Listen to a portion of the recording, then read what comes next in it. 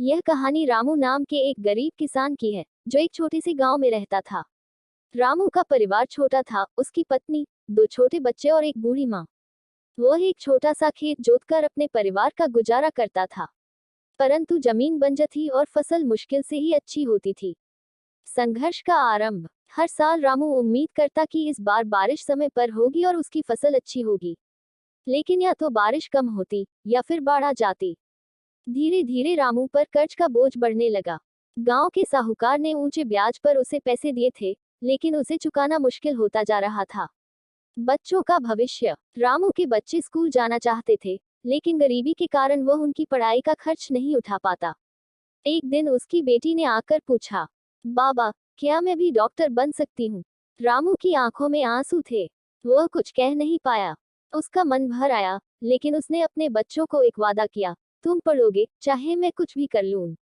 एक बड़ा बलिदान। फसल अच्छी नहीं होने पर रामू ने गांव के पास मजदूरी शुरू की। दिन भर कड़ी धूप में काम करने के बाद भी वह मुश्किल से 2 वक्त की रोटी कमा पाता। एक दिन साहूकार ने उसे धमकी दी कि अगर कर्ज नहीं चुकाया तो वह उसकी जमीन छीन लेगा। रामू ने साहूकार से थोड़ा और समय मांगा। उसने दिन रात मेहनत की, त्योहारों में दूसरों के खेतों में काम किया, ईंट भट्ठे पर मजदूरी की और यहाँ तक कि अपने गहने भी बेच दिए। मेहनत का फल। रामू की मेहनत रंग लाई। एक दिन उसके बेटे ने गांव के स्कूल में टॉप किया। उसकी बेटी भी पढ़ाई में आगे बढ़ रही थी। गांव के लोगों ने रामू की सराहना की और उसकी मदद के लिए हाथ बढ़ाया। धीरे धीरे उसने अपना कर्ज चुका दिया। सफलता का एहसास। कई सालों बाद रामू के बेटे ने एक अच्छी नौकरी पा ली और उसकी बेटी डॉक्टर बन गई। उनके सपने पूरे होते देख रामू की आंखों में गर्व के आंसू थे। उसने अपने बच्चों को गरीबी की बेड़ियों से मुक्त कर दिया था। निष्कर्ष।